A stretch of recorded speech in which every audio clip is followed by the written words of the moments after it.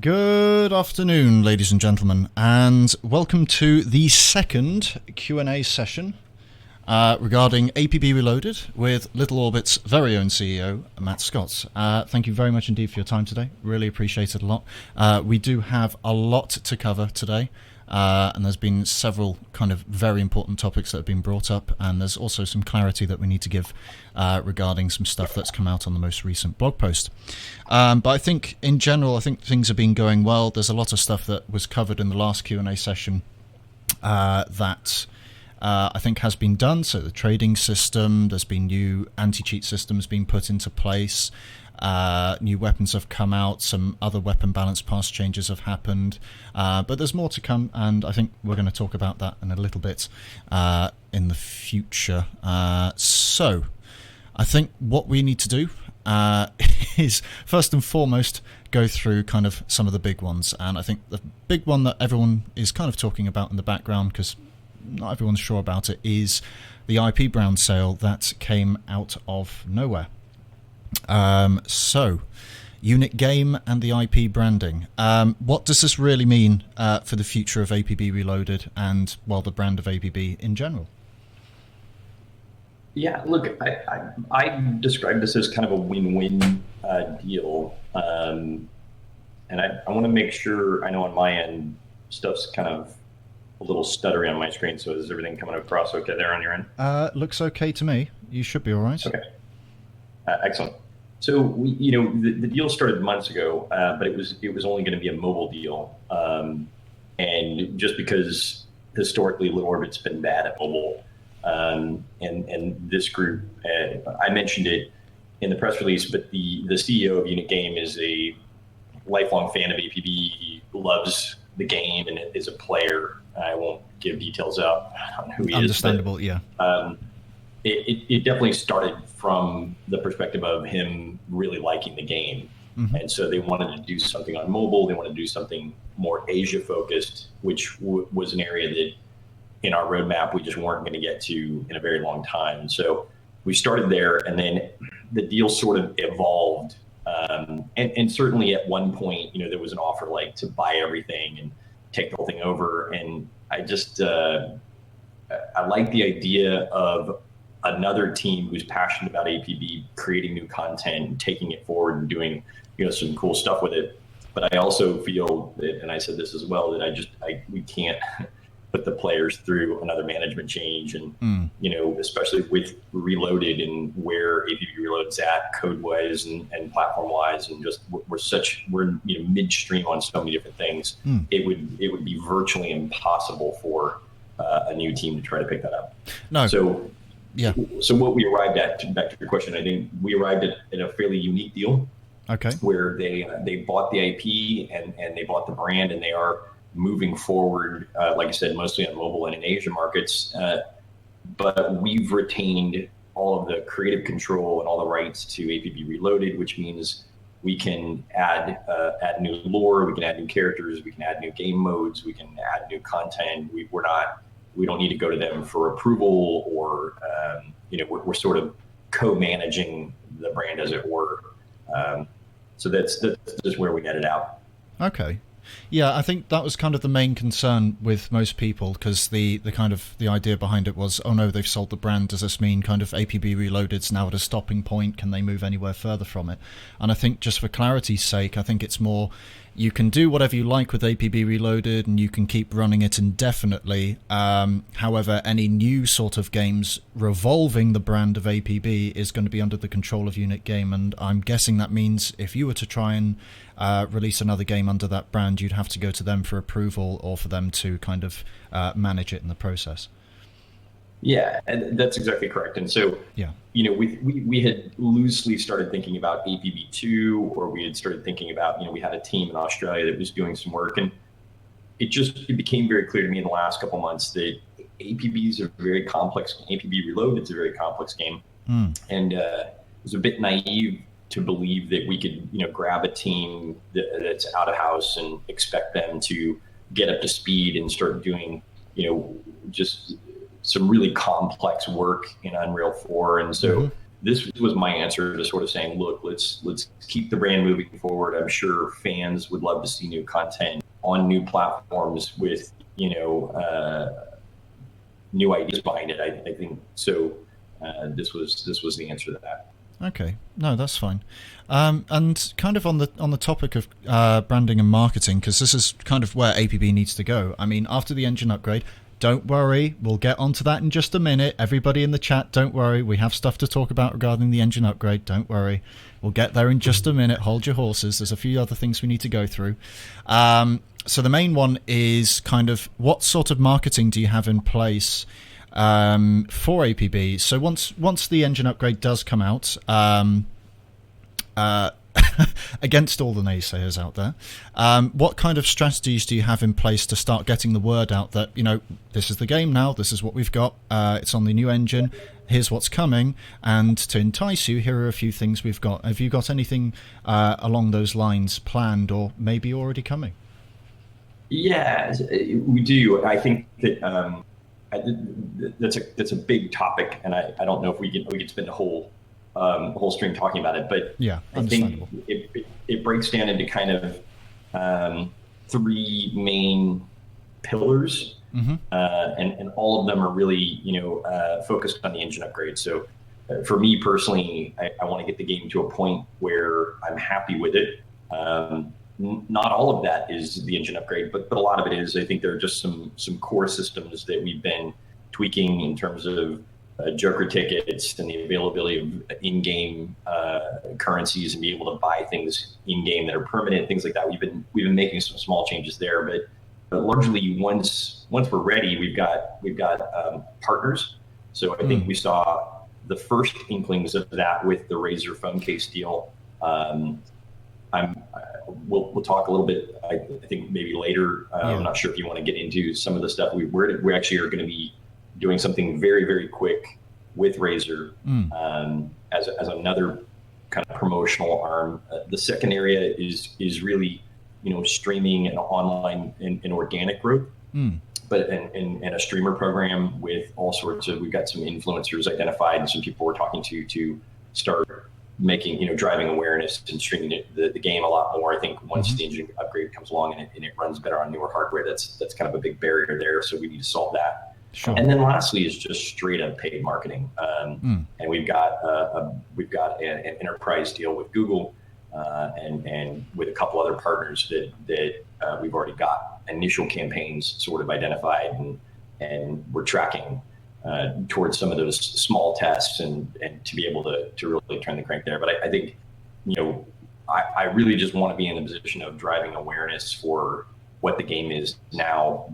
Millions and millions of people have played it. So we have the benefit of having a lot of people that know of the game, but maybe have moved on or not played in a while. So it's really just driving awareness of where we are now. Of course. I think the most difficult part is going to be getting rid of that negative stigma. But I think once the engine upgrade kind of comes out and, it is a good success, it's gone through all the public testing and whatnot, and it gets to a point where not only you're happy with it, all the players have responded and said, yep, this is good enough, it's better performance, what have you.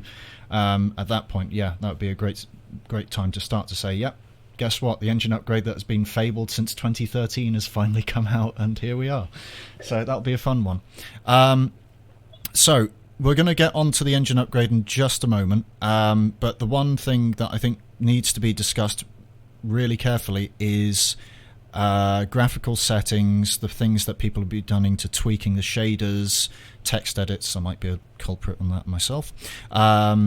And also what that means in the future. So kind of the two big questions I've seen asked a lot from the community is mostly what sort of modifications can they make to the game files, but more importantly, will we see features? So we'll break this down into two. I'll go over both, but we'll break it down into two. So the second one being, now that we have the advanced launcher on Little Orbit's official site for it, so on Gamers First, and there was a previous knockoff one that was being prevented and now I think subsequently being looked for, and people are subsequently getting kind of banned for it or whatever.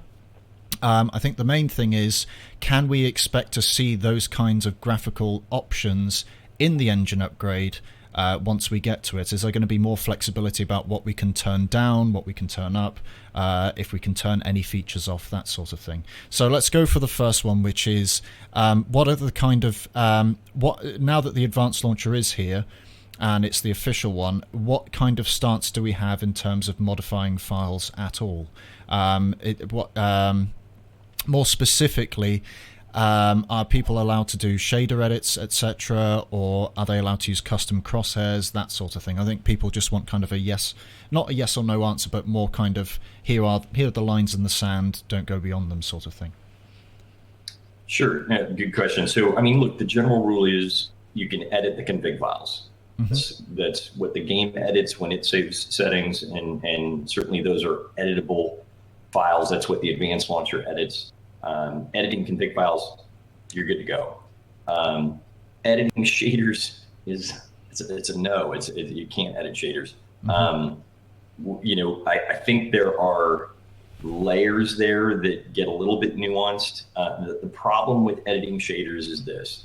It's very easy to change the shader to do things like wall hacks or create transparency or add really bad, let's say, egregious cheats in there that enable you to do things that you otherwise shouldn't. I do know that there are some shaders floating around that people try to use to reduce fog. That's one that I've been pretty lenient because it does affect the performance of the game pretty radically. On average, about 15, 20 frames per second. Yeah. Fog is not a game breaker. It doesn't give you a huge advantage in terms of, fog is usually so far out on your line of sight that it's not going to help you see other players. So fog is the one place where I've gone on record. I've done it. I've said, look, I don't love it, but we're certainly not going to be banning players for disabling fog or modifying that. But just know, if you get in there and you start messing with shaders, you're opening yourself up. That's what happened was with the Russian version of the launcher. And I don't believe that they necessarily had, those guys have been very supportive of the game. I don't believe that they had any sort of ill will there. I think, Easy Anti-Cheat picked it up. To Easy Anti-Cheat, it looks like someone's hacking around in the shaders, and people got banned because of it. And we had a lot of very unhappy, mostly Russians, just because in this case the site was in Russian. Yeah. But unhappy players that felt they were unjustly banned, and that they were like, "Look, I've never cheated." And we listened to them, and we went and we looked, evaluated everything, and ultimately I made the decision to go ahead and roll that back. I mean, most of these players did end up getting banned for 2-3 weeks while we sorted it out, so they still got a level of punishment there. But in general, I guess the message is, don't mess with don't mess with shaders, don't mess with stuff that isn't directly editable as a text file, as a config file. Okay. You mentioned crosshairs. Again, this is a super controversial one. Look, I can take a piece of tape, I can stick it in the middle of my monitor. Yeah. That's not cheating, right? I mean, there's no way, no publisher in the world can detect a piece of tape on your monitor.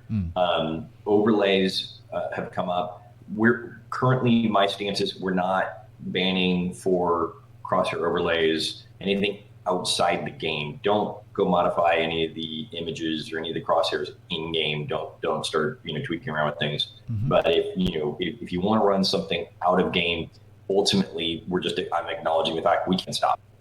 Right, we're not going to police that level of what's happening on your PC while you're playing the game. Again, if I can stick a piece of tape on the monitor, exactly, having an overlay there, I think I've gone on record before in crosshairs there. The trick is just don't modify the files.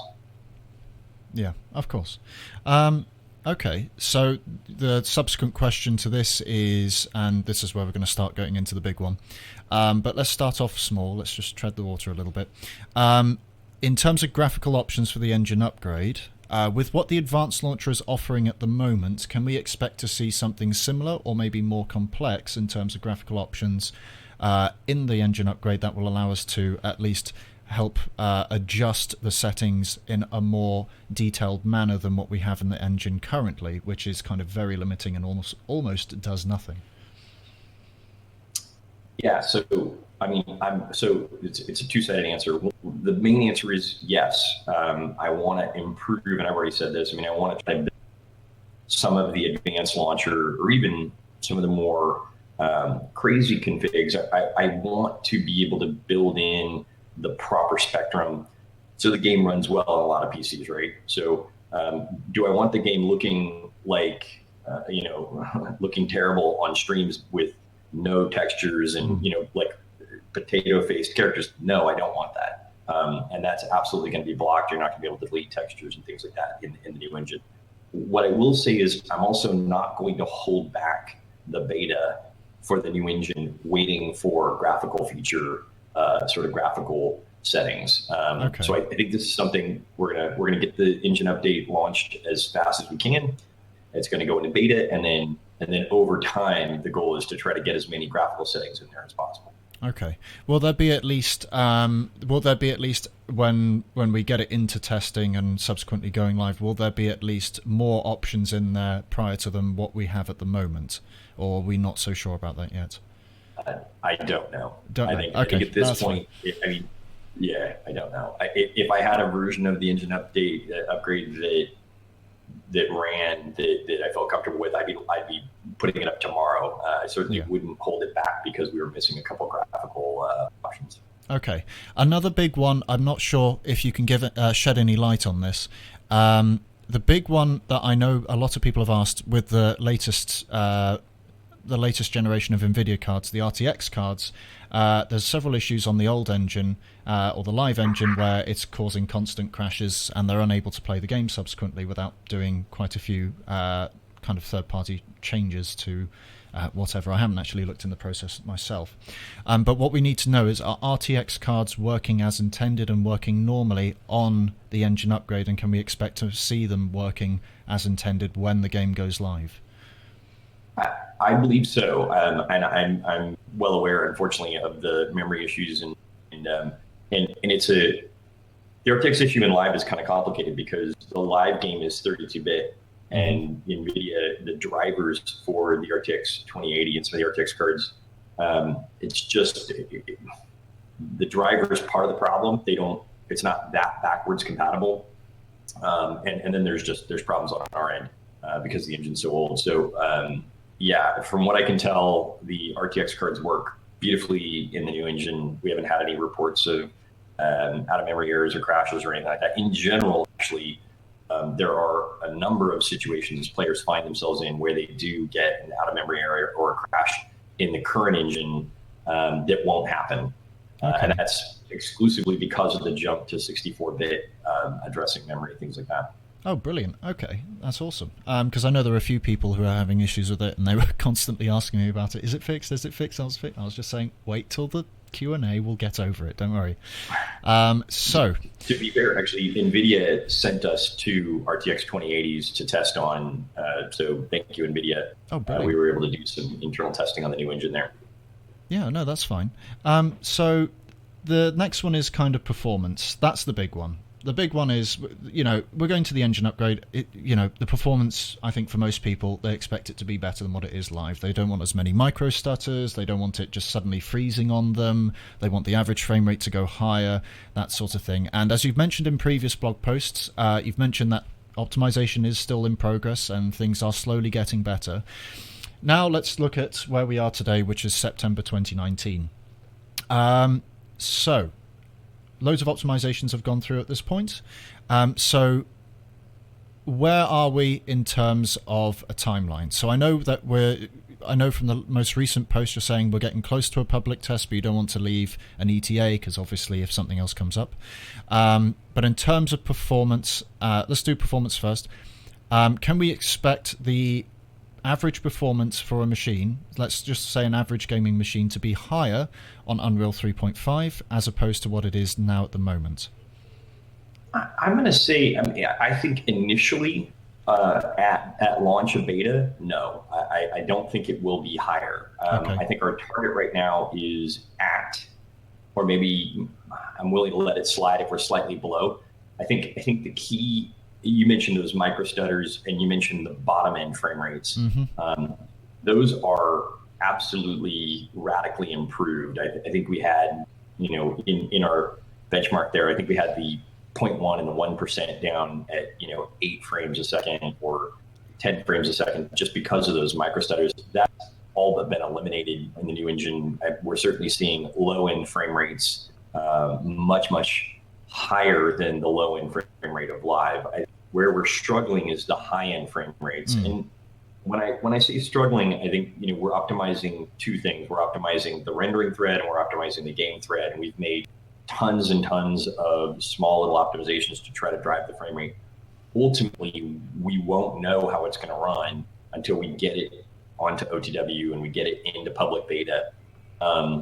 My goal is to absolutely have it run, as smoothly and as fast as possible. I think that's going to happen over time once we start getting stats back from a wider base. We do have limited hardware that we've been and limited systems, in the SPCT that we've been testing on. So it's just going to be a matter of iterating a little bit. I would say right now, optimizations are one of, I would say, two, big categories that are holding up the engine upgrade right now. We actually have one more doing. It hasn't been fully tested yet. And, I think the plan is to finish development on that this coming week.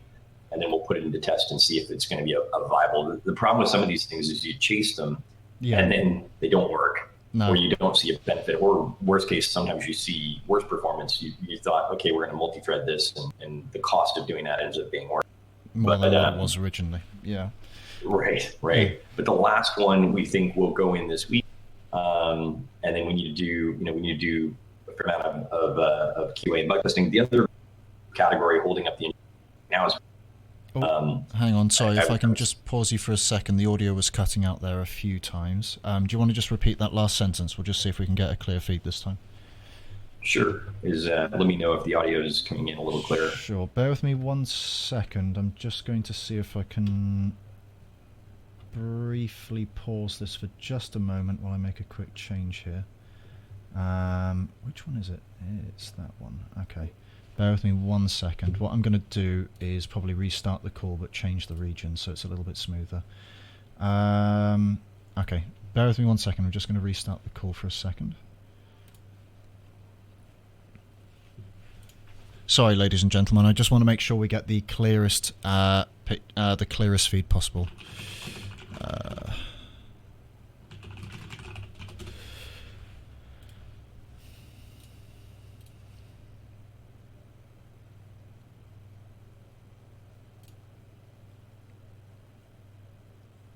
Hang on a minute.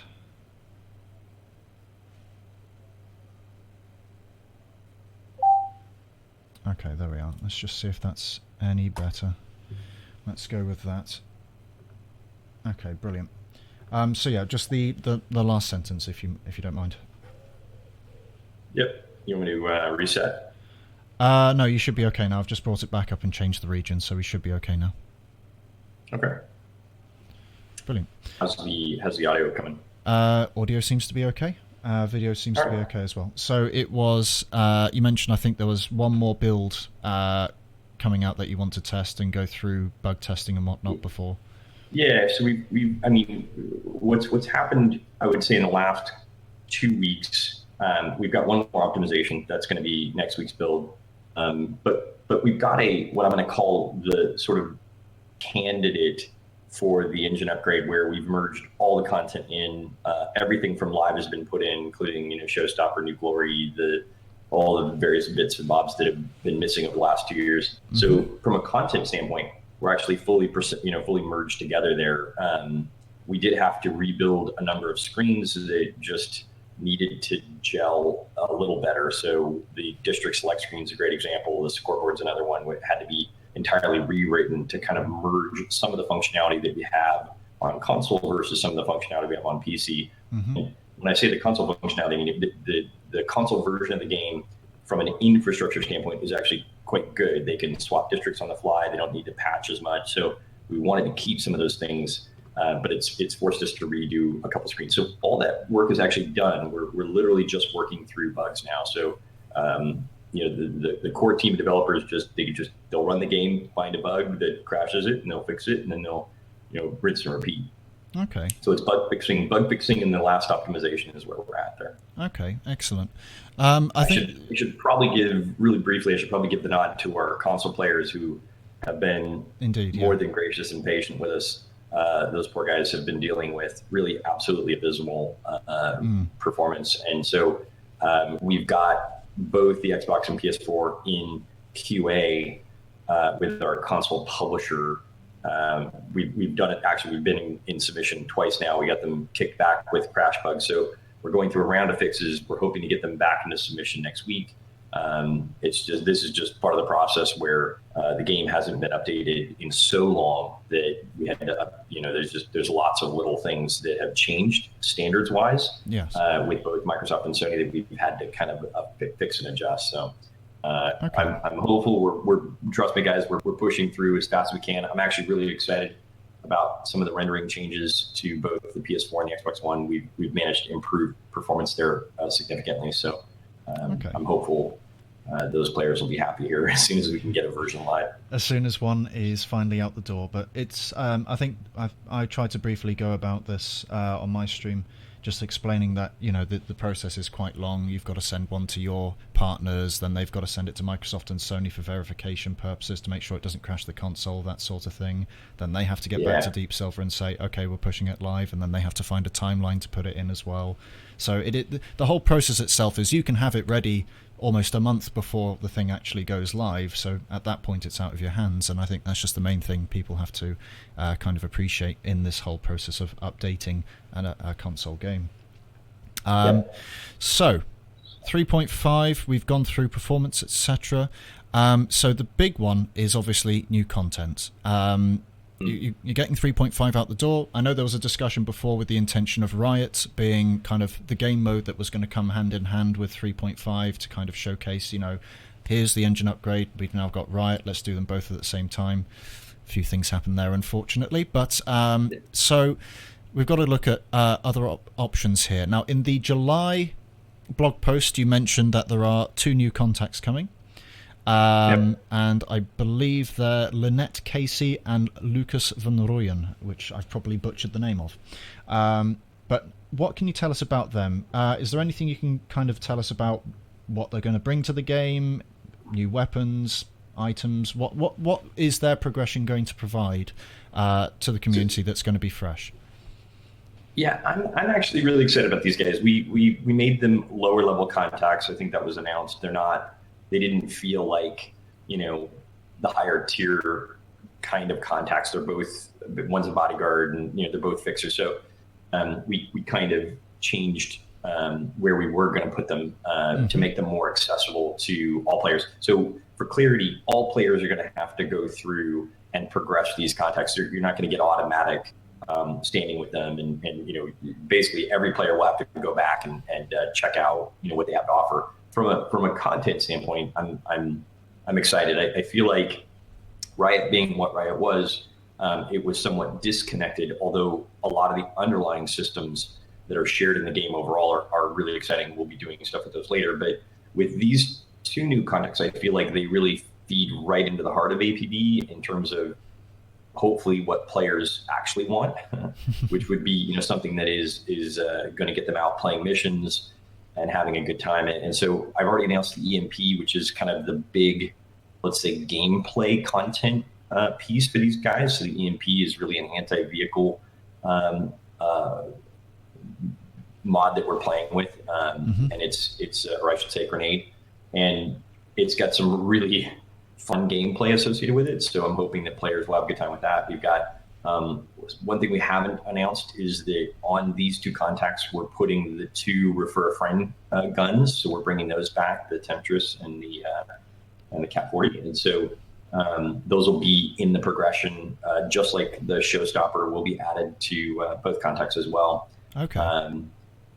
We've got kind of one quirky piece of clothing that's going to go on these that I think is kind of worth mentioning. It's a tattoo sleeve. So there's long been kind of a complaint about how tattoos work, and your tattoos are attached to your character; they're not attached to your outfit. And so, if you want to switch outfits, you got to pretty much redesign the entire tattoos or swap them in and out, and it's a somewhat tedious and difficult process. So the tattoo sleeves were a really basic piece of clothing that you can match to your skin tone, that you can pre-build all of your tattoos onto that piece of clothing, and then you can swap it out with your outfit. So it enables players a little bit more flexibility with tattoos. Just something we had heard was a bit of a pain from the design community that we wanted to kind of address with one new piece of clothing. And there's actually, I don't have the exact count in front of me, but I want to say there's maybe 9 new pieces of clothing on these contacts. We've got a couple new emotes. So they're pretty well rounded in terms of what we've been able to do with them. Okay. And I'm excited about them. Yeah, so it does sound like you've kind of got these all sussed out, and you've got enough content to satiate sort of, I'm guessing, the 10 levels of progression on these contacts. If they're at fixer level, I would assume that, for reference sake for people at home, if you're going through progression, I believe that is at the same tier level as Grace and Fell, and all of the other contact names have now eluded me. Well done. So I think it's at that level at Grayson Fell, which is basically the one just before. So that would be Bonita Benjamin, Grayson Fell, Daryl Kent, I think. I'd have to go look. Miguel, I think they're tier 3. Yeah, tier 3. So I think that's Miguel Estabano as well. In any case, that's really awesome. I can't wait to see what kind of clothing we've got. So technically, we finished production on the new contact items. They're basically all done now. Okay. So the contacts are done, the items are done. Those will be going into test this week, but the production's all finished. So there's been talk of releasing them early. Personally, I think we're going to hold them for the main thing is to just put everything into the engine upgrade, give players a reason to come back and try things out. No, definitely. I think instead of, because at that point, if you're throwing some of the content early, it kind of ruins and takes away some of the edge from all the content that comes out with the character or the actual contact. So, the least amount of overlap possible, the better. But it's also worth noting. That going through the contacts, we had to fully get our head around the entire clothing and art pipeline and how to do it, and so I definitely think we've got some exciting new content coming that players can have a good time with. The team has gotten better at this process. I can share, and I'm sure being on the SBCT, our first effort was not ideal. We went through some iterations of how weird things came out looking initially. Indeed, yes, I remember seeing some of those. I've just got a few questions from Lixel, which I will go through, I think, at the end, because I think we want to get through the main stuff first, and then we'll move on to some of the questions that have been provided here, which is really helpful. So thank you very much indeed, Lixel. So the next one is the big one. A little bit less than 3.5, but still a huge one. So there was a joke from a couple of years ago that they're never going to merge Citadel and Jericho. That would be really stupid. There's going to be, bedlam if it is merged and the server happens to work in the same way as it did before. However, that joke suddenly became a reality, except in a slightly different way. It was mentioned in the blog post, so there is a lot to talk about here. So we're going to try and break it down into a few simple, easy chunks. Number one, how is it going to work once the servers are merged when we want to go play on a district? Are we going to have regional action districts, or is there going to be a way where you just simply click the button and it will try to find the best server for you? How is that going to work moving forward, especially with 3.5 on the horizon as well? What can we expect to see in terms of joining a district as well as joining your friends? Yeah. So first, I'm going to agree with all the people that said, merging Citadel and Jericho in a traditional sense, that would be a horrible, terrible thing to do because of latency and all kinds of problems. I think I've stopped calling this a world merge purely for that reason, because I think it's more of a world consolidation that we're doing some different things with. So to answer your questions, I think the idea is fortunately this is something that we can do with the current live version of the game. It's not predicated on having phasing or having our district management system up yet. It's not predicated on the engine upgrade. So this is something that I think will go hand in hand with the engine upgrade. But the idea is you're gonna still be able to go right off of district select, click financial, and we will connect you ping time. We'll basically find the lowest latency server and get you onto that server. So with the world consolidation of characters, the idea being that I can now log into any district anywhere and use my characters.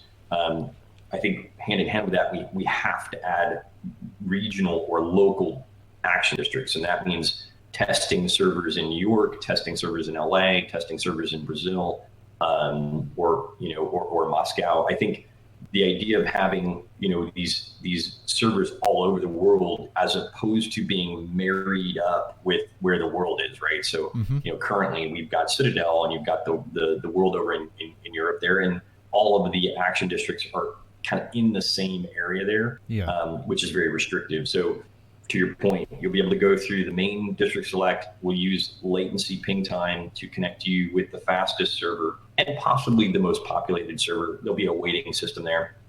But if you want to go to the advanced tab, all of them will be there marked, so you can see, oh, hey, I want to play with a buddy. Maybe I'm in Chicago, my buddy is in the UK, and we're going to play on the New York server to get the best, kind of most ping time between us. Okay, brilliant. So another big one is, this is going to be more of a specific question regarding characters on Jericho, characters on Citadel being merged together. So we'll go into a little bit more detail about the way the naming system is going to work and who's going to get reserves. But more specific on that, which I think everyone wants to know, for example, if you have a character on Jericho and a character on Citadel with the same name, and they're both on the same account, if you've logged into both of them, which one gets priority on name, and do you have the option to choose? Because that's going to be the tricky part. Yeah, you're asking a great question. So we have traditional, let's say, name conflict resolution rules that we use in every merge. And that traditional system looks at account age, it looks at rank, it looks at a number of factors to try to figure out, who's played more, to try to award that account with the name.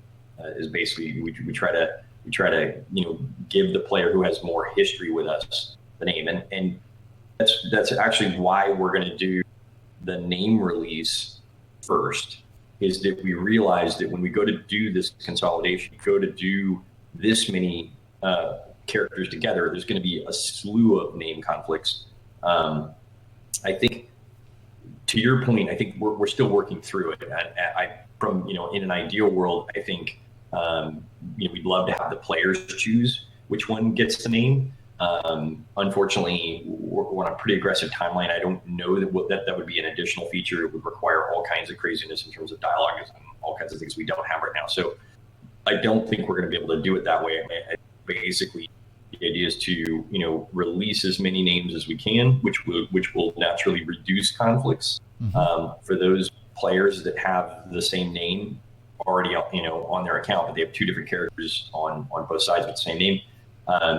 We've toyed with appending like at NA or at EU, to try to that way there's some name recognition. You still have your name, but you've got kind of a marker on which server it came from. Okay. And then they can choose to rename what they want to rename there. But we're going to have to work through it. I mean, this is one of those, I would say, last chunky legacy fixes that has needed to be done for quite a while. Yeah. And it's really, with the new world consolidation, we've got to get to it pretty quick. Yeah. And just for clarity's sake, regarding the name releases, someone just quickly asked in the chat, and this is the only one I'll do because it is on topic. Do they have to log into every single character in that account to reserve all the names on them, or is it just one of the characters? No. Just any character. We're not looking to punish anybody. I mean, basically, if that player has abandoned APB, then we're going to recycle the names. If you logged in to one character, we're going to assume that you're interested in playing and that you're active, and at a minimum, you have access to the account. And so all the characters on that account will be preserved. Okay. One other question that has come up, I think, on the forums is people who can't get into their accounts. Let's say they're having a support issue, or they're having they've got a password issue.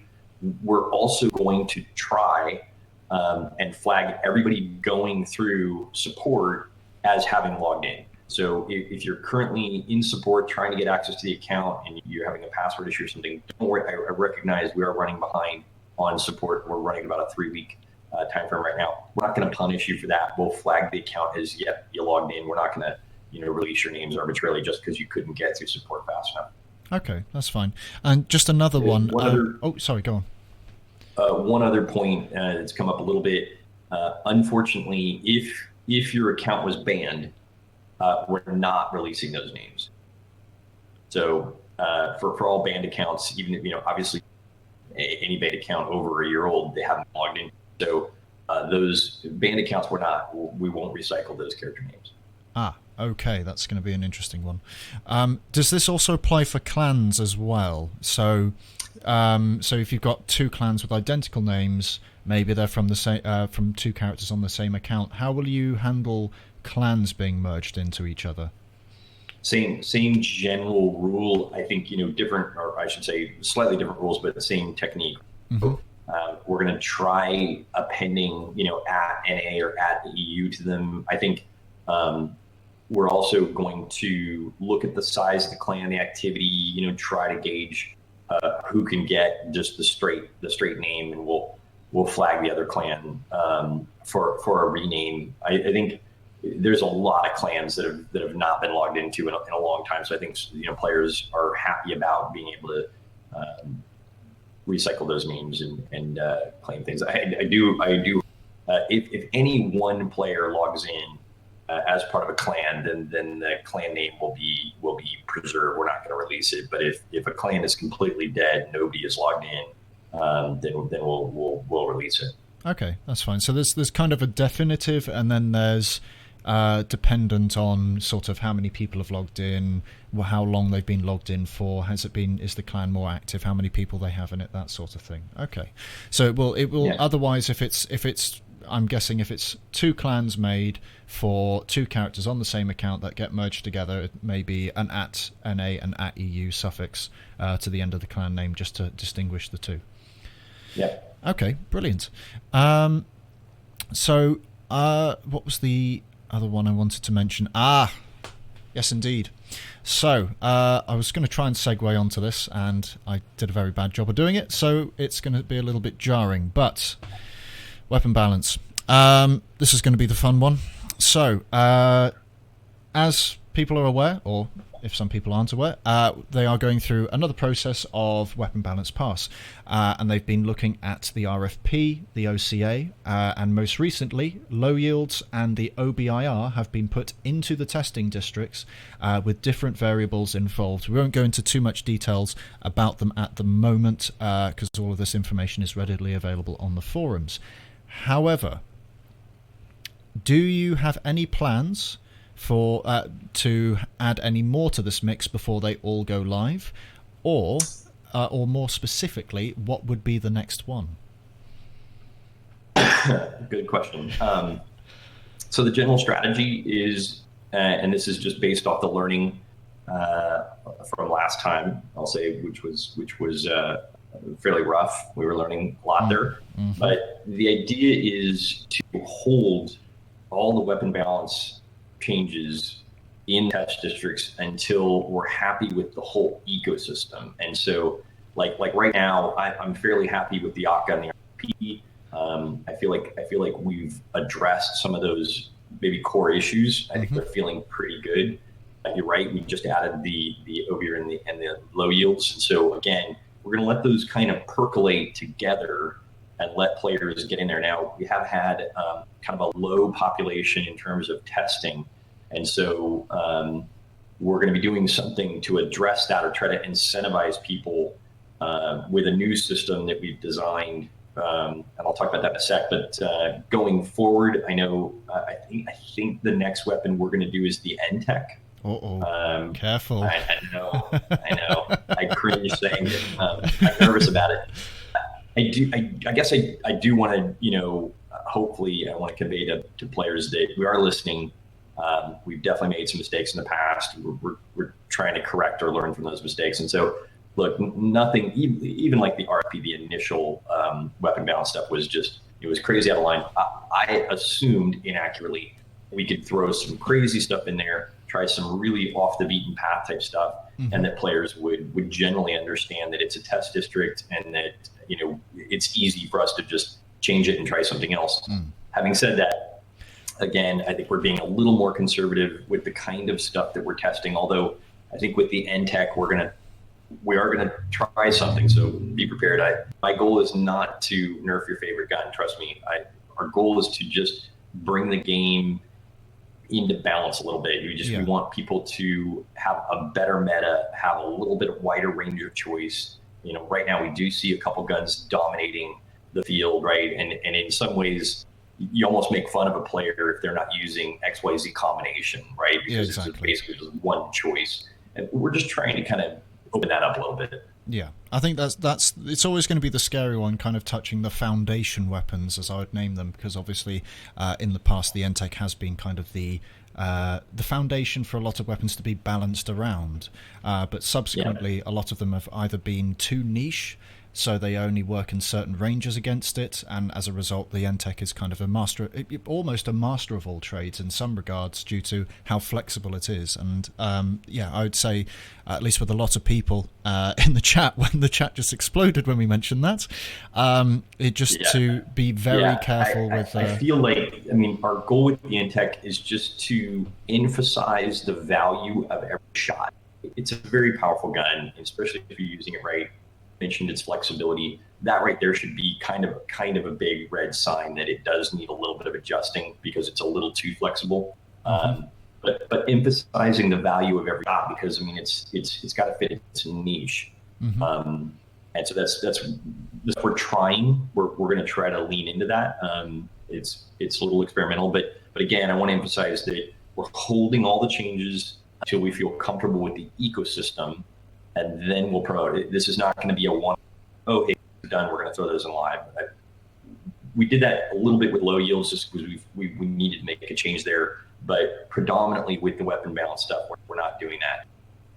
I will say, it's probably a good segue to talk about a new system that we're going to be experimenting with in the test districts. This is kind of a fun opportunity for us because we've got this kind of like beta area in live, and so we're going to kind of hopefully kill two birds with one stone. So this new system, it's not going to be this week, but it is going to be soon. It's going to be a Joker ticket reward system for missions. And so players logging into test districts in opposed missions will have a chance to randomly get between 1 and 10 Joker tickets per mission.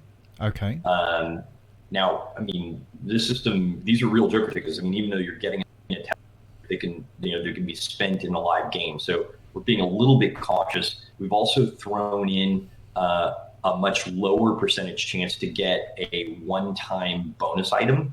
So it's effectively a loot table, and then at a very low percentage chance, if you're doing missions in test, then there's a bonus item that we threw in there it's a very low percentage drop rate. The key here is this is something we're playing with in test districts, but that we're going to be rolling out into the live game. And so we've talked a little bit about our changes to the Joker system, really focusing on Joker tickets as our in-game premium currency for character-based items. So you'll never be getting account-based stuff with Joker tickets, but that's the big delineation for me. If you go to Armis and you pay G1C, we're really shifting Armis into almost all account-bound stuff. That change hasn't gone through yet, but effectively we're going to be taking away a lot of character-bound level pricing in Armis, and we're just going to going with account level stuff. And then all the character based purchasing will happen in game through the Joker store. Okay, so we're looking at so what you're suggesting is there's a slow rollout of removing kind of the timed weapons and looking more to provide more permanent solutions. Yeah, I mean, look, all along, personally, I don't think it is a pay-to-win game. However, we evaluated all of the free-to-play currencies and the free-to-play mechanics. Clearly, APB was missing some. The ability to earn in-game currency that gets you permanent items, unlocking access to it. We're going to be, the Joker ticket mission system, the mission rewards, is going to be rolling out. It's got a couple key pieces. One is this randomized draw of Joker tickets per mission from 0 to 10. We are going to be giving premium holders a set amount drop in addition to the random.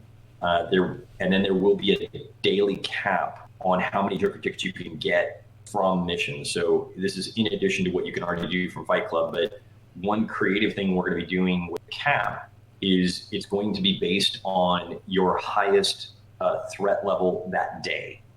So bronze players will have a cap right now. In theory, they'll have a cap of about 100 Joker tickets a day.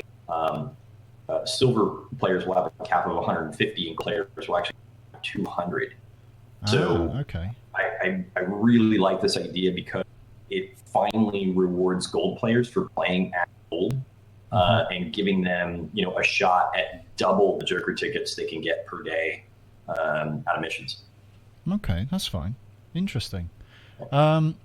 So the other thing, this is kind of a bad segue, but you've mentioned threats. So 3.5, when it comes out, we've seen it on consoles, and there hasn't been any sort of visible threat system on there. There's some stuff going on in the background, which I think people can appreciate, but there hasn't been anything substantial that people can kind of go, okay, so I know who I'm going up against.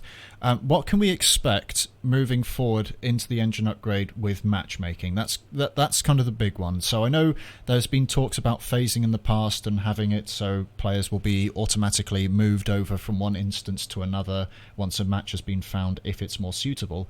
But prior to that, what sort of systems are going to be in place when 3.5 comes out to ensure that matchmaking is as good as it can be? And can we expect to see the threat, gold, silver, bronze, green in the new engine? Yeah, this is a great question. And by the way, I want to acknowledge my system is overheating. So unfortunately, I've gotten it's fine, but I basically can't see the chat window. So I apologize to any players who are asking questions or comments. I don't have that window open because I end up getting issues with the video playing there. But so let's talk about threat. I mean, I think where we're headed is I both agree and somewhat disagree in terms of what players have sort of asked for. I do think there needs to be a visible ranking system. I think that it's what we're not going to do necessarily is show you your threat level, which is an indication. It's our internal metric of your ranking, basically, right? Or rank's a terrible term, so use it elsewhere, but your threat level, right? So what we are going to be doing over time, and this is going to happen in stages, so bear with me, but what we're hoping to do is split this. The marker that you see on someone, whether you see green, bronze, silver, gold, is more going to be an ELO-based system based on some rolling window of all players in the game. And it'll be really an indicator of where you fall. So if you're in the top X, then you're gold. If you're in the middle, then you're silver, bronze, that sort of thing. But we're basically taking a rolling ELO score, and we're going to be presenting that at your threat level. Behind the scenes, we've got a different metric that we use for matchmaking, and that metric can also change. But basically, the one that we show in game, which we'll be adding, because you're right, it's not on console right now, that will be a reflection of where you sit with respect to your other players. The first metric that we have internally is really a reflection of playing. Okay, that's fine. Do we? So I did kind of go overboard with that question because it was kind of loaded. The main one is so let's say on the engine. So can we expect to see kind of an advanced tab window again for districts in 3.5, or will there be another system in place for that? That's a great question. I think initially, yes. I mean, we're going to have to. Oh, there's. Sorry, can you just repeat that? The audio just completely cut off there for a second. Yeah, so I think the advanced tab is going to have to be there for the launch because of the way that we're world consolidating, able to pick regionalized servers. So for different reasons, I think we do want the advanced tab there. I think that this will come in stages, right? So we'll end up, building in the district management system we've called DAM. So that'll be coming in. That's all that is really the ability to spin up districts at different threat levels that we need based on population. Okay. Am I still cutting out? You're okay. It's been kind of up and down a little bit, unfortunately, but I'm not sure there's much we can do about that. Let me just see if I can make one more quick change, if you don't mind. Sorry, bear with me 1 second. Which one do I need to... Sorry, bear with me 1 second. Apologies again to the viewers at home. Bear with me 1 moment. Let's go back here. And we'll just see if that's any better. Okay, let's try that. Sorry, it's not been brilliant, unfortunately. Yes, but thankfully this time I won't need to go to the toilet. So anyway, so yeah, so it's this kind of dynamic matchmaking system with instances spin up, when instances are spun up, and it will kind of set boundaries on who can join, that sort of thing, and we'll try to get as equally threat level players together, or ELO numbered players together, just to make sure it's as balanced as it can be, and then hopefully sorry, go on. And then phasing, right? And then phasing, yeah. So hopefully, brilliant. Right, I think that's mostly all of the main ones that I think we needed to cover. So I'm going to go through some of the ones that have been provided to me by Lixel. So this is an interesting one because I think we do need a bit of clarity on this. You mentioned this is going on about Riot, so I'll give a little bit of an intro here. So this is more about kind of the fact that Riot wasn't as successful as intended or hoped, and it has been put kind of on the back burner for an unspecified amount of time. But one person asks about the way they first presented Riot, and then when it flopped, how the mode was played down as a learning experience from the dev team. And I know there was a bit of a conflict of messages there because the first one, the first kind of thing was more, it's a way for you to kind of get more content or a new game mode to the game, and then it felt like there was a bit of backpedaling going on with the whole it's a learning experience, we're just testing things out. Are you able to kind of clarify on this at all? Well, I think both can be true. Look, no question, Riot didn't work. Period.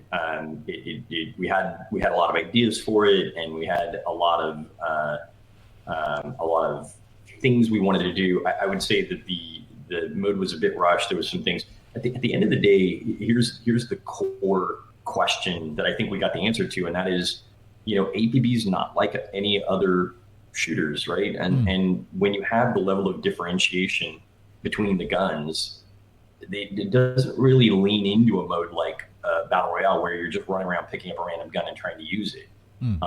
You can do that with other games, and it works quite well where there's just the guns all kind of feel the same or they're easily accessible. We've got other plans for it, so certainly look. I think at the end of the day, the mechanic of collapsing the district based on blocks, as opposed to just a straight up circle, plus just like I said, the differentiation in guns, it didn't make for a very fun mode.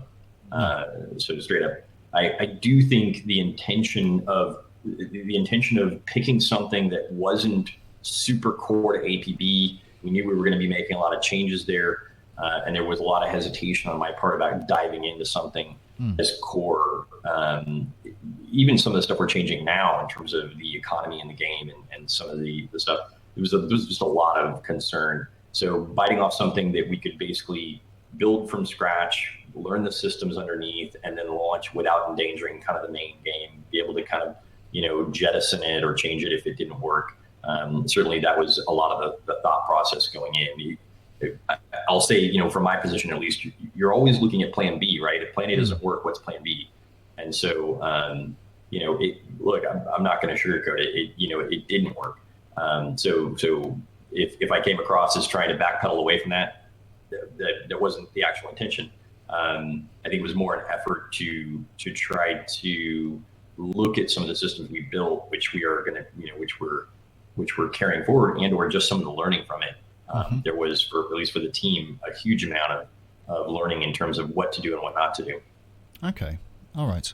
The kind of second part to this question, which I think is a good one, he also wants to know, at what point would the community have been informed about the IP brand sale if players hadn't stumbled across the APB.com website? So it's a good question. Unfortunately, I was on vacation that week, and so the plan was not at all to announce it yet. Okay. The deal had been done, but there was a little bit of a misfire on communication back and forth with Unit Game, and so they ended up launching it, but I wasn't even in the office when players found it and started talking about it. So we did a bit of an emergency. I had to take a break from my vacation and sort it out and work with the team to get the announcement out. It would have come when I got back from vacation. That's when we would have announced it. But there was just, like I said, a little bit of bad timing there. Okay, that's fine. So would it have been, I hate to ask, would that been sort of in a week, or would that have been 2 weeks after what we found out? Yeah, probably 2 weeks.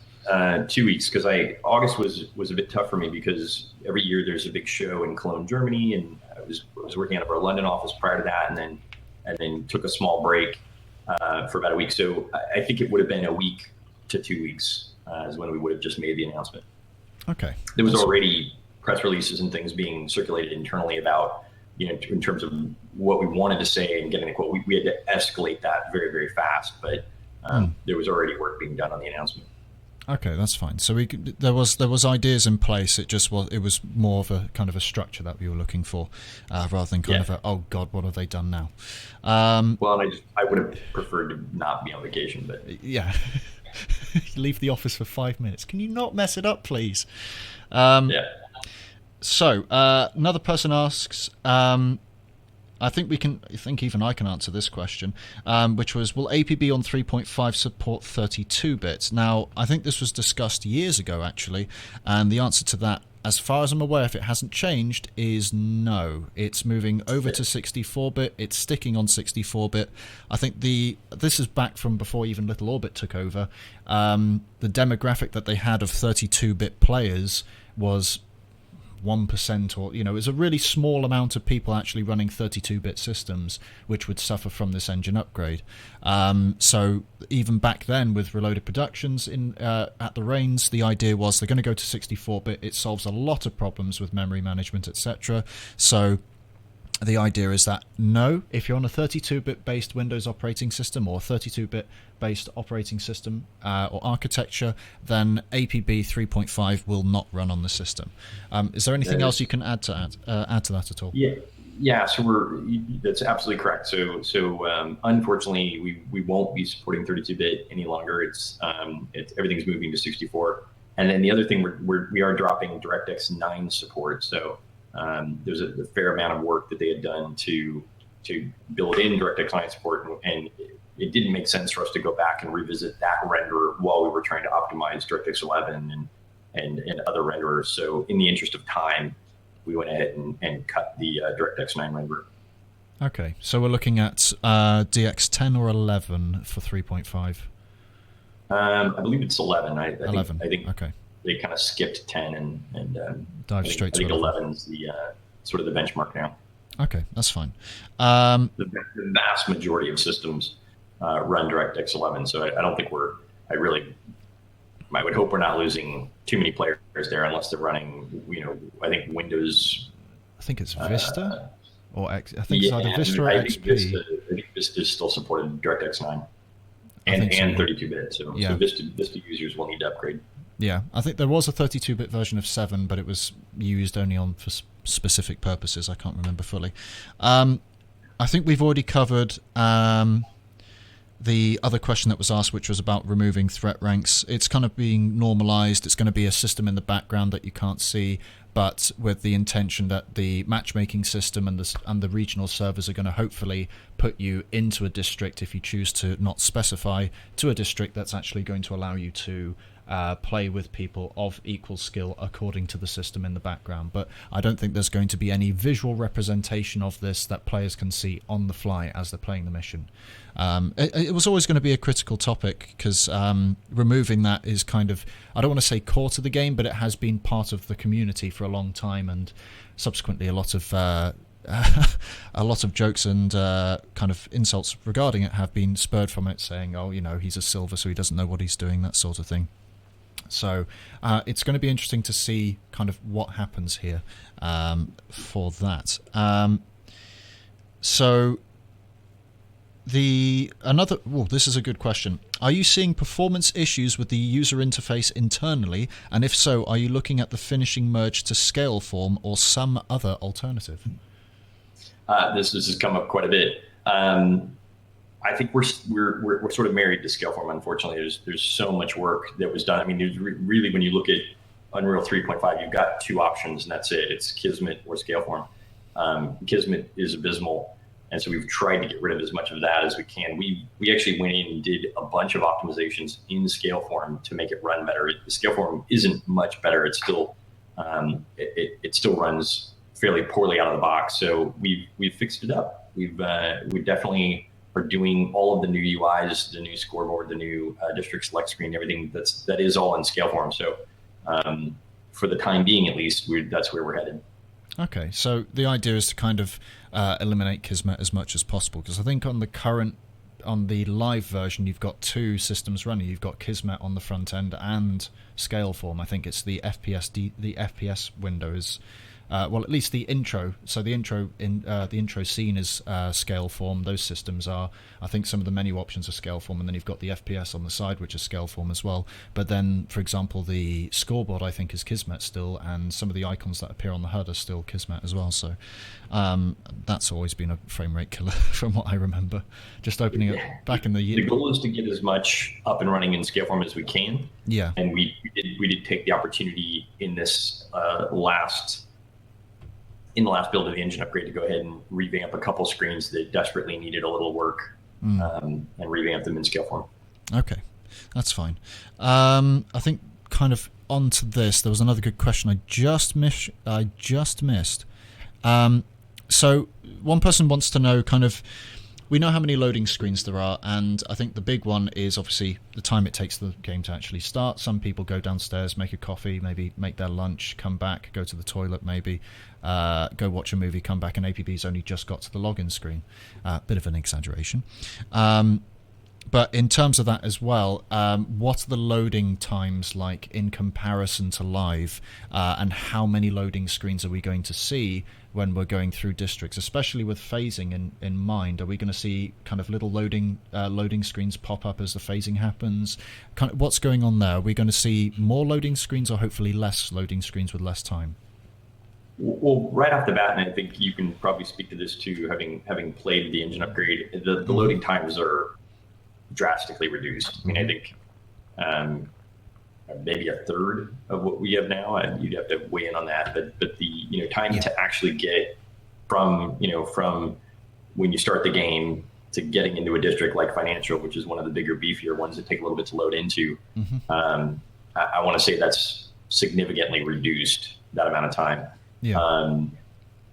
already, right? So we already benefit from that. The phasing, the whole point of phasing is to avoid a loading screen. That's actually the critical piece, is that we want to keep all of those objects loaded, disconnect from one district server, move to another, and then stitch all those objects back up without a massive loading screen there. So the loading, predominantly what you're seeing there is loading assets off the drive. And in this case, there may be a tiny progress bar or something it's super fast, but there's no loading happening when we're phasing. We're literally just disconnecting and reconnecting the network. Okay, that's fine. So it should hopefully be as smooth a transition as possible, more or less. I think it's a little bit too early to... That's the idea. I mean, it should be extremely smooth. It's something that, we've started work on internally that I think, maybe the topic for, an upcoming stream might be benchmarking and literally, side by side showing video of here's me getting into live and here's me getting into 3.5 and timing it. I can attest to that as well, because for me, starting APB cold on live is about 2 minutes, 3 minutes, I reckon.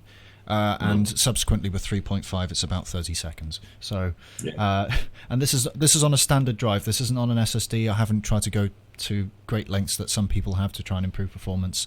Another big one for 3.5. This is the big one. Texture pop-ins in mission districts. So a lot of people commented on the video that was kindly provided and presented to us by Rook with the flyby, but a lot of people noticed that texture pop-ins were happening. LOD was still kind of a major issue, and in some cases there were not as many stutters, but there were one or two. Albeit I think that's now a slightly older build than what we have currently, but the main thing is what are there going to be improvements done prior to release to improve texture pop-in, the LOD, that sort of thing, just to make it look more seamless so it's not as jarring when you're driving through the city at, I think, 50 kilometers an hour. Yeah, absolutely. And look, I think the goal of the video was to show the game, show that, show progress, warts and all, right? I think we tried very hard not to do any post-processing on it, not to do any, cutting to try to, hide things that weren't as attractive. Here's the thing, the LOD system on the Unreal side was a massive rewrite between 3 and 3.5. And so what you're actually seeing there is we programmatically populated all the LOD distances based on guesswork. And so we just need to fine tune that. A lot of the pop-ins you're seeing, it's simply because we don't have the building set up properly yet. And that'll be something we need. We're still making changes to time of day, the look of shaders, what the nighttime sort of settings look like. The LOD settings are another thing that we just need to make a pass through with an artist running around the district and watching how things fade in or fade out, the distance and time it takes to fade and things like that. It's just something we haven't gotten to yet. Okay, that's fine. But it's something. Is it going to be something that's looked at and hopefully worked on prior to release, or is it going to be something after release? That's the big question. I mean, again, at the risk, my take right now is to get it in the hands of beta players as soon as we can. I think certainly long before we take that beta tag off of it, I would hope we fix that, because it's not an attractive thing. But I think that having played the engine upgrade and having played live, I admit it's kind of hard to go back to live because of the speed and the smoothness and some of the other things. And so I think the vast majority of players would simply appreciate playing on the engine upgrade just because of how smooth it is and some of the things we fixed. The popping definitely needs to be addressed. Okay, that's fine. But it's on there, but we're not sure yet where roughly it'll be. Whether it's after release or if it's during beta, we'll see. Another good one. This is kind of an interesting one. I didn't think of this actually. Is there going to be cross-play between all consoles and the PC, or just between consoles? I think you cut out there for a sec. Oh, sorry. That's right. Is there going to be cross-play between all consoles and the PC, or both consoles at the moment? Or is there any sort of plans for cross-play at all?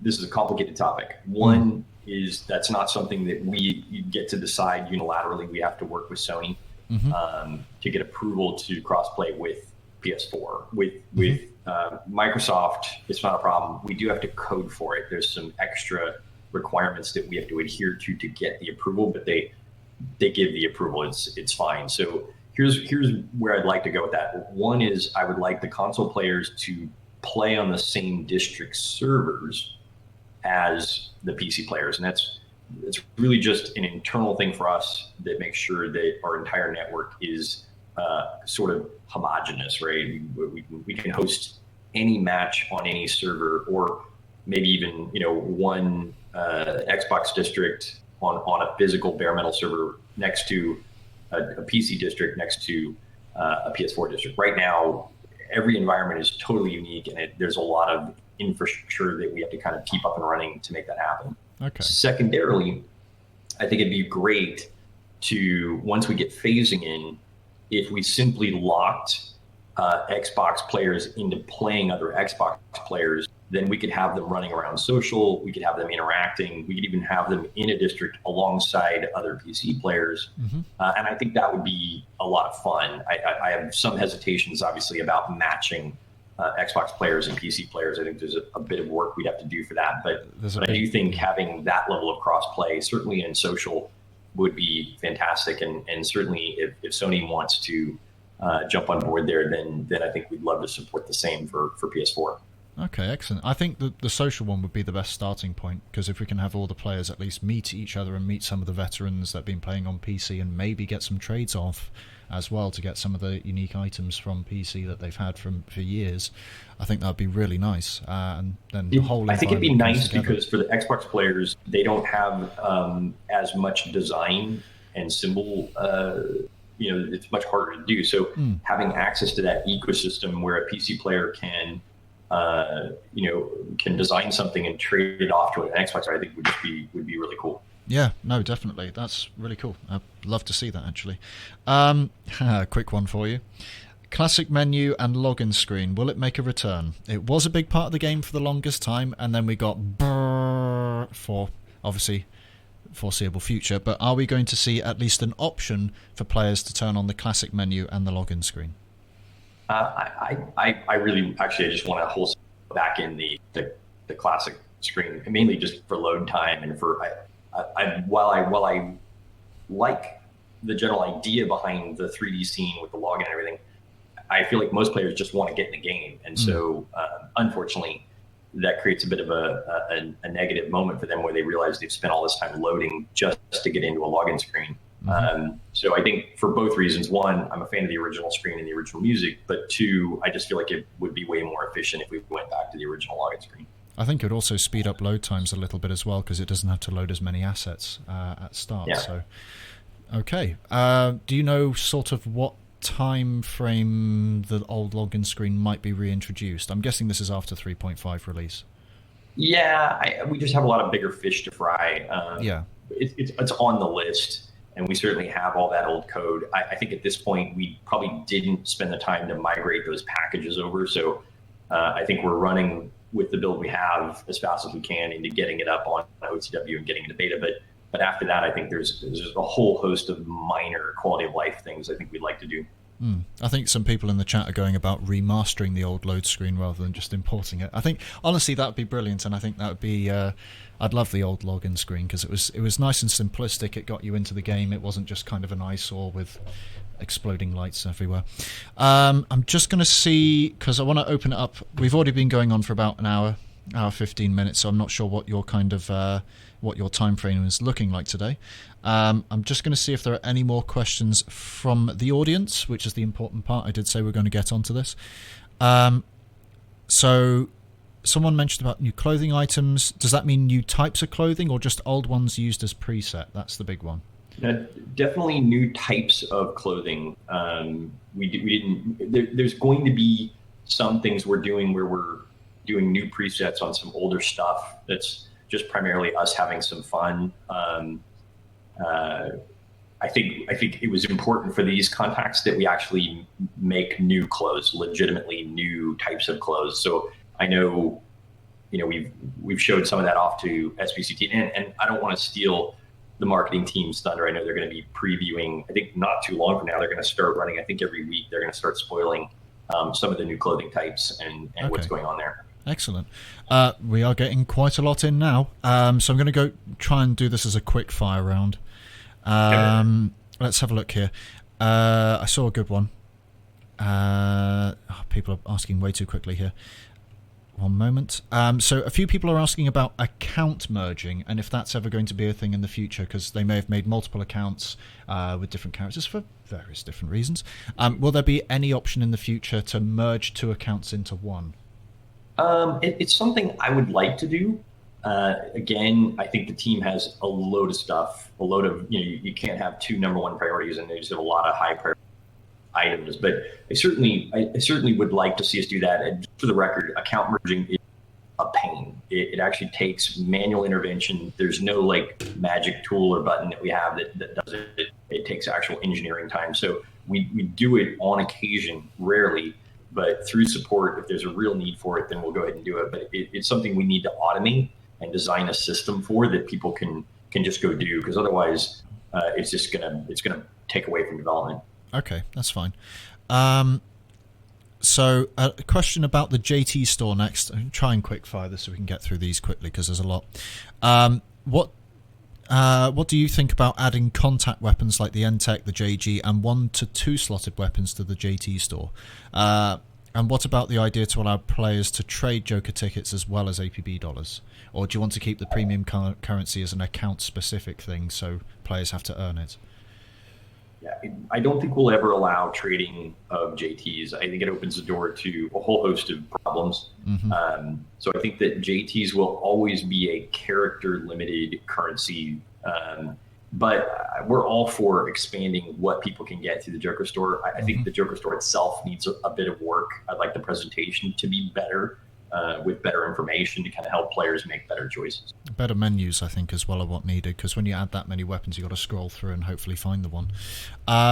So another one regarding shaders, and I believe this is an external shader. I don't know a lot about it, but Reshade is whitelisted on Easy Anti-Cheat. But what's your kind of take on that? Because I believe that does affect post-processing a little bit. Yeah, I mean, we've gone back and forth with those guys. It just, I mean, in my opinion, it's an aesthetic thing. Unless I'm completely off base, I don't think you can affect explosions or things, other, let's say, gameplay breaking things with Reshade. I think it's just it is a post processing, but I think it's mostly color shifting, and so we've allowed it for now. We'll see. I think going into the engine upgrade, we're gonna be taking a hard look at some of those again to see if it's something that either we want to build the feature in the game or allow it. Okay, brilliant. Next on the quick fire, we're not going to do melee. I keep seeing that one come up. Oh, melee weapons? No, stop it. It's just it's not our game. That's going to be very difficult to do as well, especially with corner pop. Okay, graphics settings. Very quick one. Will we get a gamma saturation slider? Hopefully. Hopefully. Okay. I know it's a bit specific. We're not too sure. Are there any plans to add weapon mods and character mods to the JT store? Because someone's asking specifically for muzzle brake. We've talked about it. I think we talked about putting deployables in the JT store to level the playing field there. I think we're looking at anything that makes sense. I think absolutely. Okay. Excellent.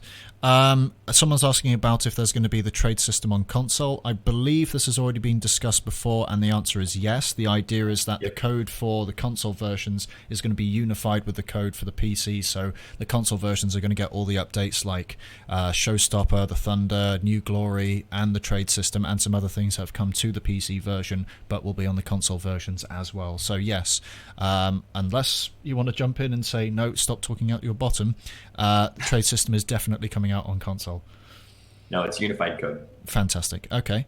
Some people are asking if there might be clothing physics in the game. I'm not sure if that's possible because I know a tiny little bit about how kind of the clothing is made in the game, so I'm not sure if that's a possibility or if that's just not on the table at the moment. Oh, I think we've lost him. Bear with me 1 second. Oh dear. 1 moment. Sorry. Everything that you just said was completely cut off because it cut out for just about a minute there. Sorry, do you want to just start again? Not on the roadmap, yeah. Not on the roadmap yet. Okay, no problem at all. They're asking if there's going to be more modern clothing items. I'm guessing people want sort of more blank slate sort of things, so new hoodie designs, new kind of shirts and tops, new kind of trousers. Is there, absolutely. Yeah, is there kind of like a main plan to get a nice big bundle of these through so that there's more kind of modern style clothing items in the game? Yeah, I would say that it is a higher priority on the content side, and SVCT has already seen some of what we're doing there. But as the team gets better, then we definitely want to modernize the clothing options. Okay, fantastic. Are we going to see any new car kits for some of the less popular cars, like, for example, some of the pickup trucks, some of the kind of saloon vehicles? I want to have a second question on that because there was something I wanted to ask you. But first, are we going to see more car kits in the game for some of the less popular cars? Admittedly, cars are the one content place that we're still kind of learning the ropes. So we've got a new car that was done largely before we even took over, but the content team, the art team, need to dive in a little bit. I want to say yes, because I feel like the cars have been a little stagnant. So certainly adding kits and juicing, some of the lesser used cars would be a lot of fun. It's just it's a little lower on the roadmap. I think we want to do a little bit of hard charging on the clothing right now. Okay.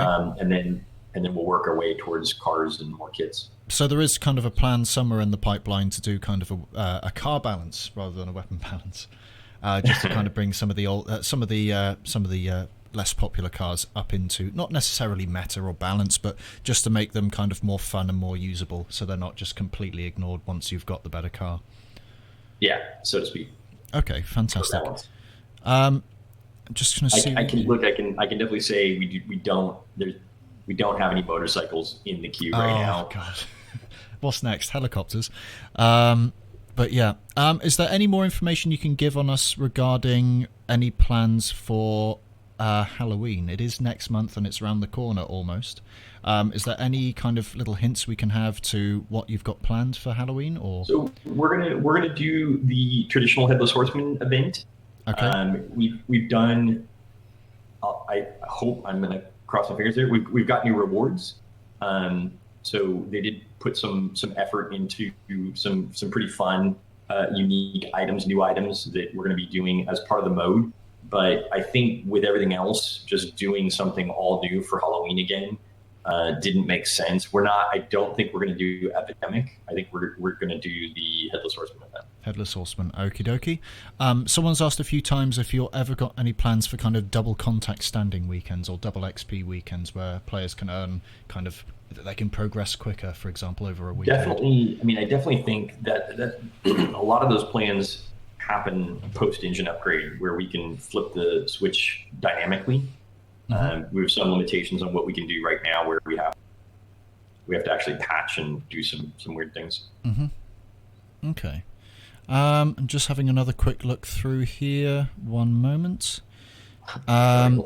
Tydukan asks, I want Temptress. When will it be available on the JT store? If you were here earlier, Tydukan, it is coming with the new contacts. The Cap 40 NFCP2 and the VBR Temptress are going to be unlockable weapons on the two new contacts. That's Lynette Casey and Lucas Van Rooyen, which are tier 3 contacts, so they're not after boss contacts. But if you've already got all the other contacts unlocked, you'll still need to do the progression with them. However, for newer players on newer characters, they'll be able to get to those contacts sooner rather than having to go through the whole rigmarole of doing, for example, on the criminal side, Arlen Benjamin, Tiptoe, Birth, and then Gumball. They won't have to do those. You'll actually get to them before you get to Arlen Benjamin. So, just having a quick look through. We want to do some new hairstyles, certainly. Mm-hmm. Need some work, but the team, we're still getting up to speed on them. They're quite complex, so I think we've got hairstyles on hold right now until we ship a couple other things.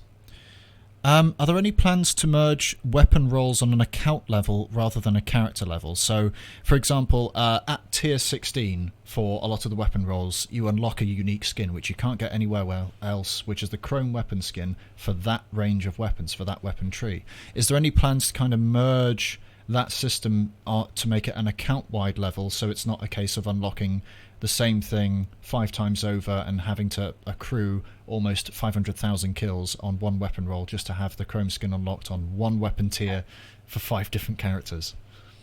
Yeah, there's nothing that works right now. I think quality of life change, but I can say that we don't have anything, kind of on the books in active development right now for that. Okay. Next one is more regarding clans, because obviously at the moment they're kind of just a glorified friend list. With the engine upgrade, because I'm just going to say for now, regarding any new changes to current live, we can expect it's not going to happen. It's going to be after the engine upgrade. So let's just set that as the baseline.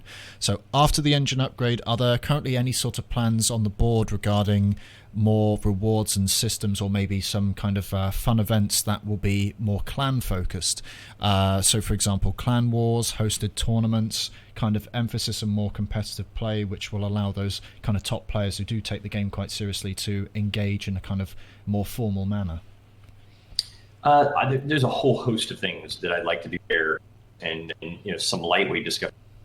I can say that nothing is directly being worked on yet. Again, really focusing on the engine upgrade and some of the other stuff we've already announced. But clans is definitely a big area that we can improve and grow on, and I think that's where you'll see some of the systems that we built for Riot come back into play. Okay, so hopefully we'll see some things happening once we see kind of Riot coming back around the corner. Okay. Maybe not the mode itself, but just some of the mode, but just some of the systems with it. Okay. Another one.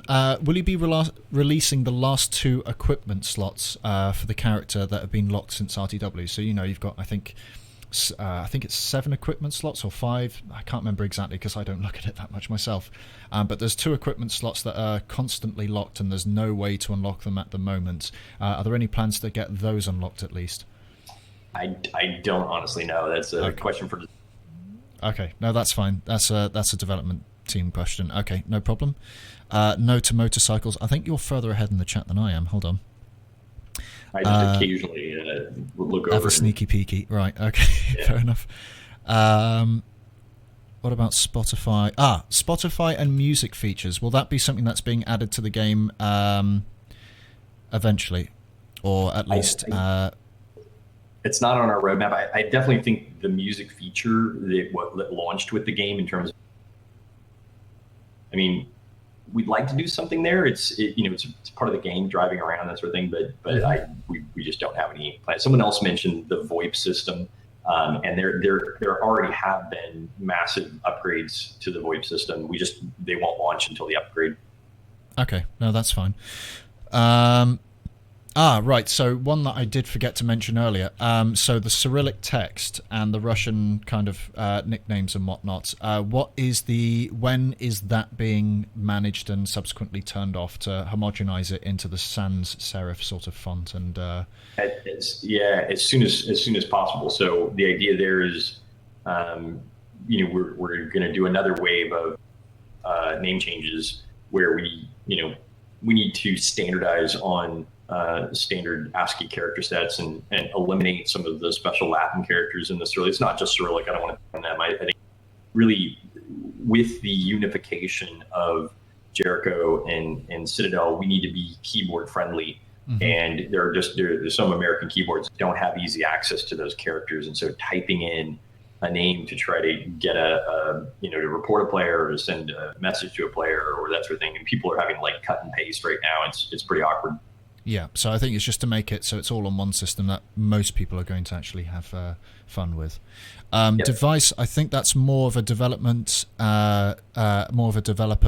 question there regarding Radar Tower. There was also a question about either removing or tweaking spotter and high burn fuel.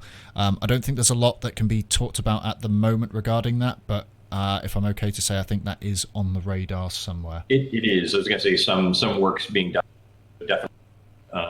I think that falls into the kind of quality of life stuff we want to do, where we make a pass through some of the broken things. I'll say that. I was gonna drop a hint there, but I'll save it. Okay, no problem. So I think someone's asking about if there's going to be any changes to the hitbox of the character. Nope. Now, as much as this has come up a lot, here's the thing. If you scale the hitbox to the size of the character, then you will end up with every good player making as small a character as they can. It'll just eliminate, you'll never want a big character in APB. And so they made that decision early on. we're going to stick with it for now. No, that makes sense, because otherwise everyone would basically be running a 4-foot, almost. Yeah, you'd want the thinnest, smallest body form you could get. Like we didn't see the smirk when you said radar tower is on the radar. Unintentional pun. Miniature golf course introduced to Breakwater Marina. Some of these questions really do surprise me sometimes. Are they going to be... actually, Mr. Orky brings up a very, very good question. So there are 2 systems in the game at the moment in mission districts which kind of feel a little bit out of place, but they add a bit of character to the different factions. I'm talking about arrests and ram raiding / money laundry. Are we going to see any improvements or updates to those, or are they going to be rolled away, or are we going to see kind of more systems put in place to add different varieties of gameplay within the same districts, bearing in mind phasing will become a thing?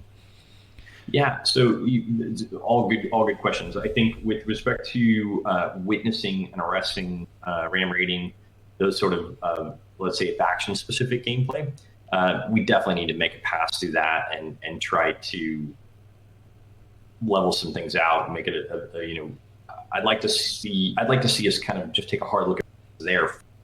That goes hand in hand with expanding mission types. I think that we've been playing the same types of missions over and over and over, and so the team is definitely looking at opportunities to add other mission types to spice up the gameplay a little bit. So we're hoping that's hopefully, I don't think it's going to make the 2 new contacts, but we've got another change for contacts coming that we're hoping to get that one in for, so that people going back, basically we're going to give you a reason to go back and play some of the, and alongside that I think we want to unlock other mission types. Okay, so there'll be a reason for people to revisit some of the previous contacts, so they're not dead content by the time they've already made the end. Okay, that's cool. Correct. Yeah. This I think this is going to be a very compelling reason to go back. So hopefully, one of the things we want to do, we want players to just go back to having fun playing missions, right? Yeah. And we know that Fight Club gets a lot of play right now, so a lot of the design work we're doing is just how do we make missions fun again. Okay, that's fine.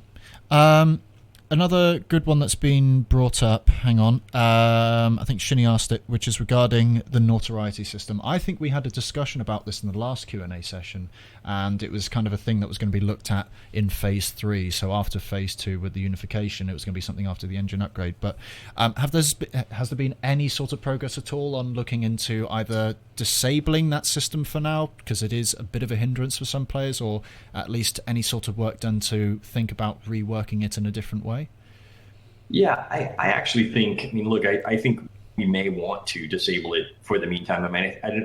To be honest, I think we didn't expect the engine upgrade to take quite as long as it has. So some of that stuff was put on hold, thinking that we'd be getting to it by now. But I think we could potentially disable notoriety. I've also talked about also turning off the out of bounds check if you're not in a mission, and a couple other things we probably again want to roll into kind of quality of life. Okay, brilliant. By the looks of it, it's well received. I think people want it off, and I have to attest, I would like it off as well, please, because constantly running back and forth, especially on Enforcer's side, to lower your prestige, it is a faff. But yeah, Skay disagrees. Well, Skay, it's your birthday, so. That's true. Happy birthday, Skay. Yeah, everybody in the chat, happy birthday, Skay. Right. Anyway, so. Sorry, there's a lot of spam there. I need to try and go back up to the questions. Another one, Asus TV asks, and this is a weird one. I'm not sure what you can provide to this. So he wants to know about upgradable car slots. I'm going to try and elaborate on this because I think I know what he means. So the idea of when let's say you have a 1-slot vehicle with 1 open slot, is there a way to kind of upgrade that car to have additional slots in it, or do we still? Is there any plans to have that system in place, or will it still be a case of you have to buy a completely new vehicle with the additional slots? Is there going to be a way maybe on Armus to upgrade the slots of the vehicle? Right, and you're asking a great question.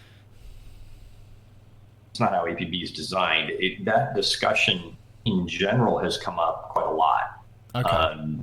Even beyond vehicles, possibly. But Right now, there's no definitive design that has been agreed to, and I think right now it's one of those cases where you just have to go buy another car Okay. with more slots on it.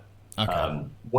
One thing I did see come up in chat was the Yeah. differentiation between account level stuff on Armis and character level stuff in the Joker store, and that is something we're going to be doing to both clean up the Joker store and clean up Armis. So the focus of Armis going forward will be all account level stuff, or at least if you buy it, you'll get it across. All your characters will get it at the account level. Okay. And Frozy asks, you might want to mute your or go into streamer mode on Discord, because the noise for the notifications are coming up quite frequently. Let me see if I can do that live without blowing something. Just the door falls off behind you. Yeah. It should be pretty straightforward if you go to settings and then. I've just enabled it. Okay, fantastic. I'll get to your question in a moment, Big Mother. So for those who bought character-bound items, will they be automatically upgraded to account-wide, or will there be an option in the JT store to say, for a little bit extra, here's the option to upgrade to account-wide rather than rebuying the entire item? The feeling is that the JT store will never offer account level stuff. So I don't think you'll see the upgrade there. If anything, you might be able to see that at the Armis level, where you go up and you see something and you're like, oh, I've got this character bound thing.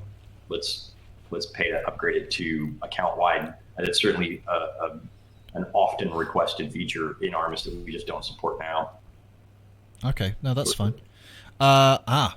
Here we go. One I did forget to mention. Is there going to be any work done to hopefully improving and increasing the size of the inventory? So, for example, weapon locker, because I am now at the point where I actually can't buy any more weapons on my main character, because he has a plethora of Joker mystery boxes and almost every weapon on the Armis marketplace. So we were going to see at least inventory expansions.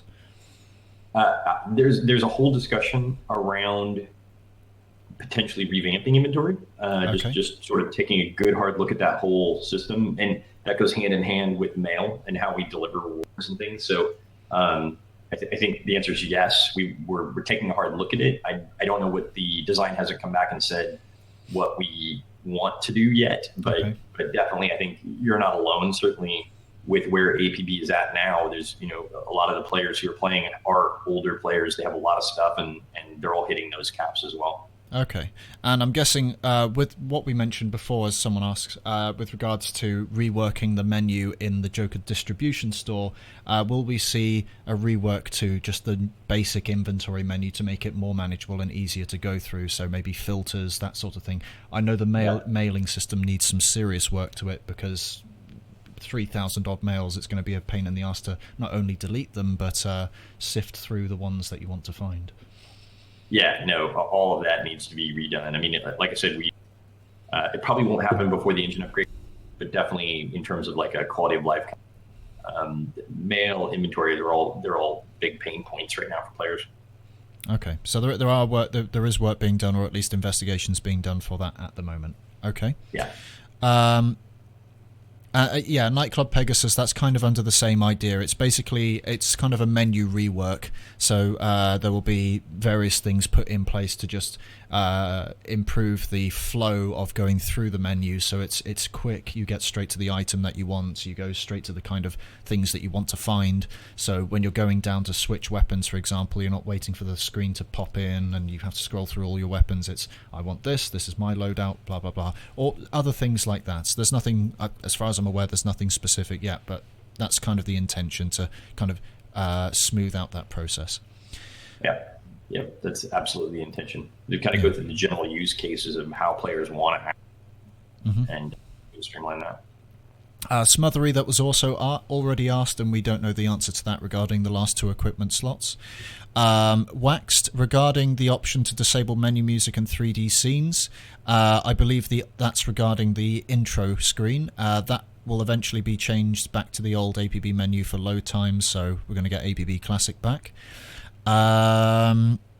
Is this going to be made into a video? Yes, I believe the broadcast is going to be saved, and I will be holding Kevkov at gunpoint once again to upload this onto YouTube or however necessary. Yep. Will there be an option to blanket turn off themes and songs in game? At the moment, I believe players are using a text edit to, or at least a way to kind of add blank files into the directories which are labeled the correct synthesizers, etc., just to blank the themes. But will there be an option to just say turn themes off? Yeah, I mean, I think obviously we still want to encourage players to create themes, and in some cases, if players can just arbitrarily, then that lessens it. But I think at this point we've kind of just come to terms with it that we should just give players the ability to turn them off. Okay, yeah, that's understandable. APB Remastered, that question has already been answered. If you watch the VOD back, you'll be able to find the answer. What I think we'll kind of end on this question. We've gone on for almost 2 hours now, so I think this would be a good place to stop. Okay, 2 more. Last one. So penultimate is: can we see new clothing bundles, for example, like the Armored bonus pack, being added into the Armors marketplace? Because I think some of these have disappeared, unfortunately. Yes, absolutely. I mean, I think, look, I've been very hesitant to overload Armis with stuff. I don't want players to feel like we're there just to milk cash out of them. I think my hope is that over the last 9 months that, what we have put up has felt pretty good. Personally, I'm a huge fan of the Kabuki pack of skins that we did. And so we're really looking at what can we do on Armis that has value, and those bundles are part of it, really just going back through and seeing what we can bundle up that makes sense there. Okay, fantastic. And we have a lot of new clothing and things that we're going to be putting up on Armis so that people can get the unlocked customizable versions. Of course. And I think we'll end on this question because I think it's a nice way to kind of finish off. Are there any plans to make the Q&As more frequent? A suggestion was kind of to have a Q&A every 3 or so months. Would be a huge step up to this kind of slightly infrequent. I mean, we are just starting with this kind of format to see if it works. If people find it's well received, then are you okay to do more Q&A sessions? Kind of a slightly absolutely. These take a little bit of prep, and I certainly don't want to overdo them. But yeah, absolutely. I think this is. By the way, thank you to everybody who showed up and followed us on Twitch. This is our first official stream on Twitch under the Little Orbit channel. Yeah, making that successful for us. But the whole point of the channel is absolutely we should be doing more of these. So I think quarterly is probably a good cadence for these. Yeah. Along with potentially some other stuff we're going to be trying, but definitely these sorts of Q&As I'd like to do more of. Okay, fantastic. So I think we'll just close off with thank you to everyone who turned up today. I hope your question was answered. If we didn't get to your question, I do apologise.